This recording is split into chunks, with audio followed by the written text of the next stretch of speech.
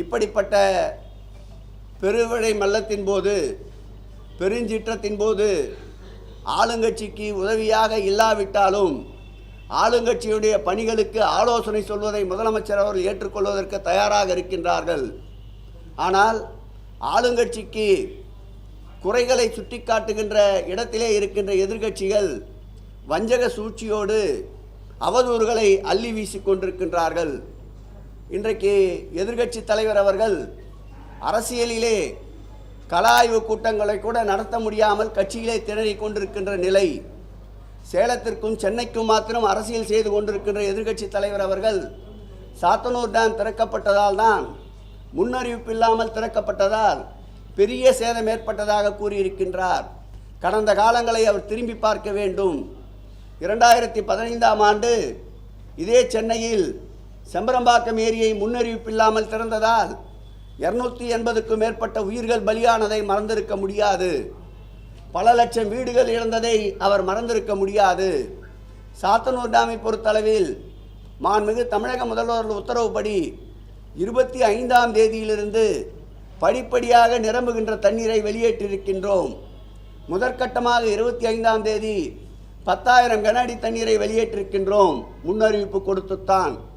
அதுபோல் 5 முறை சாத்தனூர் டேமிலிருந்து முன்னறிவிப்பு கொடுத்து படிப்படியாக தண்ணீரை வெளியேற்றிருக்கின்றோம். கடைசியாக 1,68,000 கன அடி தண்ணீரை நேற்றைக்கு முன்னறிவிப்போடு தான் வெளியேற்றிருக்கின்றோம். அந்த முன்னறிவிப்போடு வெளியேற்றப்பட்டதால் தான் எந்த விதமான உயிர் சேதமும் இல்லாமல் தவிர்க்கப்பட்டிருக்கின்றது. பல உயிர்களை காப்பாற்றி இருக்கின்ற அரசு இந்த திராவிட மாடல் அரசு என்பதற்கு உண்மையிலே மனசாட்சி இருந்திருந்தால் எடப்பாடி பழனிசாமி அவர்கள் தமிழக அரசிற்கு நன்றி கூறி இருக்க வேண்டும். அதை விட்டுவிட்டு வஞ்சக எண்ணத்தோடு குறை சொல்லிக் கொண்டிருக்கின்றார். மாண்புமிகு தமிழக முதலமைச்சர் அவருடைய இந்த போர்க்கால நடவடிக்கையை நம் மாநிலம் மட்டுமல்ல, அண்டை மாநிலங்களும் இன்றைக்கு இந்த வெள்ள நிவாரணப் பணிகளை தொடர்ந்து பாராட்டி கொண்டிருக்கின்றார்கள். உண்மையிலே மனசாட்சி இருக்குமானால் வாய்ச்சவடால் விடுகின்ற எதிர்க்கட்சி தலைவர் அவர்கள் மத்திய அரசிடம் நிதியை கேட்டு அழுத்தம் தருவதற்குண்டான முயற்சிகளை மேற்கொள்ள வேண்டுமே தவிர தமிழக அரசு எடுக்கின்ற நடவடிக்கைகளுக்கு குந்தகம் விளைவிக்காமல் இருக்க வேண்டும் என்று இந்த பத்திரிகையாளர்கள், செய்தியாளர்கள் சந்திப்பின் வாயிலாக கேட்டுக்கொள்கிறேன். நெட்டிசன் பார்த்தீங்கன்னா விழுப்புரம் மாவட்டம் வாடா, ஒரு வடிவேலு படத்தில் நீ வாடா அப்படின்னு சொல்லி ஒரு கருத்துக்கள் பதிவு. அதே போல இந்த புயலுக்கு ஒரு சேலஞ்சு விட்ட மாதிரி எங்கள் ஊர் பக்கவா, திருவண்ணாமலை பக்கவா அப்படின்ற மாதிரி ஒரு நெட்டிசன்கள் ஏகப்பட்ட விஷயங்களை பண்ணியிருக்கிறாங்க. அந்த மாதிரி நபர்களுக்கு உங்களுடைய கருத்து? ஏற்பட்ட துக்கத்தை அனைவரும் பகிர்ந்து கொள்ள வேண்டும்.